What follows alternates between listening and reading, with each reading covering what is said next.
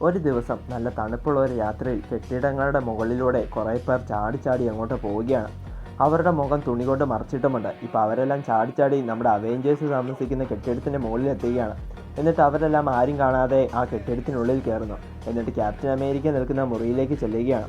അപ്പോൾ തന്നെ ഇവരുടെ ലീഡർ ബാക്കിയുള്ളവരോട് ക്യാപ്റ്റൻ അമേരിക്കയെ പിടികൂടുവാനും എന്നിട്ട് അവനെയും കൊണ്ട് വേഗം ഇവിടുന്ന് നമുക്ക് പോകണമെന്ന് പറഞ്ഞതും അപ്പോൾ തന്നെ അവരെല്ലാം ക്യാപ്റ്റൻ്റെ നേരെ ചെല്ലുകയാണ്. പക്ഷേ ഇതെല്ലാം കണ്ടുകൊണ്ട് ആ മുറിയിൽ നമ്മുടെ ഹോക്കായി നിൽക്കുന്നുണ്ടായിരുന്നു. ഹോക്കായി അവരെ എല്ലാം അറ്റാക്ക് ചെയ്യുകയാണ്. അപ്പോൾ തന്നെ ക്യാപ്റ്റൻ അമേരിക്കയും അവരോട് ഫൈറ്റ് ചെയ്യുന്നു.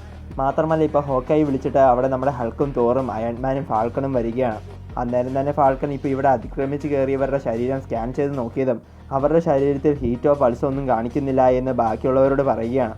അപ്പോൾ തന്നെ ക്യാപ്റ്റൻ അമേരിക്ക അതിൽ ഒരെണ്ണത്തെ പിടിച്ച് അതിൻ്റെ മുഖം മറച്ചിരിക്കുന്ന തുണിയെടുത്ത് മാറ്റിയതും അതിൻ്റെ മുഖം കണ്ട് പുള്ളിക്കാരൻ ഞെട്ടിപ്പോവുകയാണ്. കാരണം അവരെല്ലാം ഭീകരജീവികളെ പോലെയാണ് ഇരിക്കുന്നത്. മാത്രമല്ല ഹൾക്കും തോറും അവരെ ഇടിക്കുവാൻ നോക്കുന്നുണ്ടെങ്കിലും ആ ഭീകരജീവികൾ അതിൽ നിന്നെല്ലാം വളരെ വേഗത്തിൽ രക്ഷപ്പെടുന്നു. അപ്പോൾ തന്നെ ക്യാപ്റ്റൻ അമേരിക്ക അയൺമാനോട് ഈ കെട്ടിടത്തിലുള്ള UV ലൈറ്റ് അഥവാ അൾട്രാവയലറ്റ് ലൈറ്റ് ഓണാക്കുവാൻ പറഞ്ഞതും അപ്പോൾ തന്നെ അയൺമാൻ അതുപോലെ തന്നെ ചെയ്യുന്നു. അന്നേരം തന്നെ ആ UV ലൈറ്റ് ഏറ്റ് ആ ഭീകരജീവികൾ ഇല്ലാതെയാകുകയാണ്.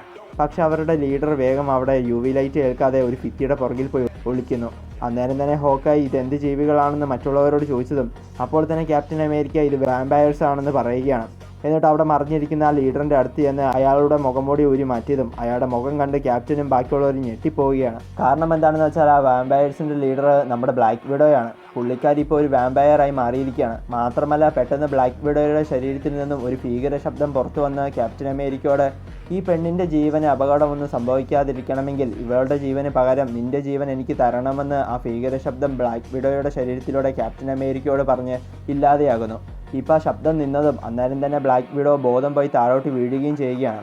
ഇപ്പോൾ ഇതെല്ലാം കണ്ടതും അയൺമാൻ ഇവിടെ എന്തുവാ സംഭവിക്കുന്നതെന്ന് ക്യാപ്റ്റൻ അമേരിക്കയോട് ചോദിക്കുകയാണ്. അപ്പോൾ തന്നെ നമ്മുടെ ക്യാപ്റ്റൻ അമേരിക്ക ബ്ലാക്ക് വിഡോയുടെ ഈ അവസ്ഥയ്ക്ക് കാരണക്കാരനെ തനിക്കറിയാമെന്നും അത് മറ്റാരുമല്ല ഇരുട്ടിൽ ജീവിക്കുന്ന യക്ഷികളുടെയും പ്രേതങ്ങളുടെയും പിശാചികളുടെയും രാജാവായ ഡ്രാക്കുളയാണെന്ന് അയൺമാനോടും ബാക്കിയുള്ളവരോടും ക്യാപ്റ്റൻ പറയുകയാണ്. ഇപ്പോൾ അത് കേട്ടതും അയൺമാനും ബാക്കിയുള്ളവരും ഞെട്ടിപ്പോകുന്നു. പക്ഷേ ഇപ്പോൾ ക്യാപ്റ്റൻ അമേരിക്ക പറഞ്ഞതൊന്നും അയൺമാനും ഹോക്കായിക്കും വലുതായി വിശ്വസിക്കാൻ സാധിക്കുന്നില്ല. സിനിമയിലേക്ക് കണ്ടുവരുന്ന വെറുമൊരു കെട്ടുകഥ മാത്രമാണ് ഡ്രാക്കുള എന്ന് ഹോക്കായി പറയുകയാണ്. മാത്രമല്ല ഇവിടെ വന്ന വാമ്പയേഴ്സ് ഒന്നും ഒറിജിനൽ അല്ല എന്നും ഈ വാമ്പയറിനും പിന്നെ ഡ്രാക്കുള എന്ന് പറയുന്നവൻ്റെ പിന്നിലും എന്തെങ്കിലും സയൻസ് പരമായ വല്ലതും ഉണ്ടാകുമെന്നും അയൺമാൻ പറയുകയാണ്. അങ്ങനെ ഇപ്പോൾ അവരെല്ലാം ഡ്രാക്കുളയെപ്പറ്റി സംസാരിച്ചുകൊണ്ടിരിക്കെ ബോധം പോയി താഴെ വീണ് കിടക്കുന്ന ബ്ലാക്ക് വിഡോയ്ക്ക് ബോധം വരുന്നു. അപ്പോൾ തന്നെ പുള്ളിക്കാരി അസാധാരണ ശക്തിയിൽ അവരെ അറ്റാക്ക് ചെയ്ത് അതിവേഗം അവിടുന്ന് ഓടി രക്ഷപ്പെടാൻ നോക്കുന്നുണ്ടെങ്കിലും അതിന് സാധിക്കുന്നില്ല. പുള്ളിക്കാരി നേരെ ഓടിച്ചെന്ന് മുന്നിലുള്ള ഒരു വലിയ കണ്ണാടി ചില്ലിനിട്ട് പോയി ഇടിച്ച് താഴെ വീണ് വീണ്ടും ബോധം പോവുകയാണ്.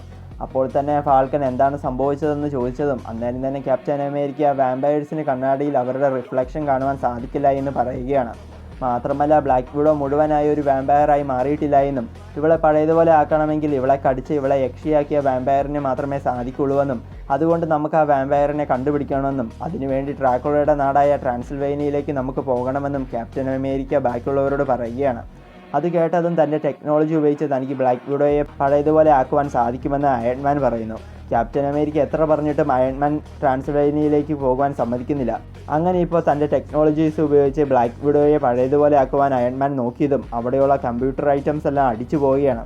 അത് കണ്ടതും എങ്കിൽ പിന്നെ ട്രാൻസിൽവേനിയയിലേക്ക് പോകാമെന്ന് അയൺമാൻ ക്യാപ്റ്റനോട് പറയുന്നു. ശരിക്കും നമ്മുടെ ബ്ലാക്ക് വിഡോ ട്രാൻസിൽവേനിയയിൽ റെഡ് സ്കൾ വന്നിട്ടുണ്ടെന്ന് അറിഞ്ഞ് റെഡ് സ്കളിനെ പിടിക്കുവാനായി ട്രാൻസിൽവേനിയയിൽ ചെന്നപ്പോഴാണ് പുള്ളിക്കാരിക്ക് ഇത് സംഭവിച്ചത്. അങ്ങനെ ഇപ്പോൾ അവെഞ്ചേഴ്സ് ബ്ലാക്ക് വിഡോയും എടുത്തുകൊണ്ട് ഒരു പ്ലെയിനിൽ ട്രാൻസിൽവേനിയയിലേക്ക് പോവുകയാണ്. ആ പോകുന്നതിനിടയിൽ നിനക്ക് എങ്ങനെയാണ് ഡ്രാക്കുളയെ നേരത്തെ പരിചയമെന്ന് ഹോക്കായി ക്യാപ്റ്റൻ അമേരിക്കയോട് ചോദിച്ചതും അപ്പോൾ തന്നെ ക്യാപ്റ്റൻ അമേരിക്ക പണ്ട് യുദ്ധകാലത്ത് ട്രാൻസിൽവേനിയയെ കീഴടക്കുവാനായി ചെന്ന റെഡ് സ്കളിനെ അന്ന് ഫൈറ്റ് ചെയ്ത് തോൽപ്പിച്ച് ഓടിച്ചു വിട്ടത് ഞാനും ഡ്രാക്കുളയും ഒന്നിച്ചായിരുന്നുവെന്ന് ക്യാപ്റ്റൻ പറയുകയാണ്.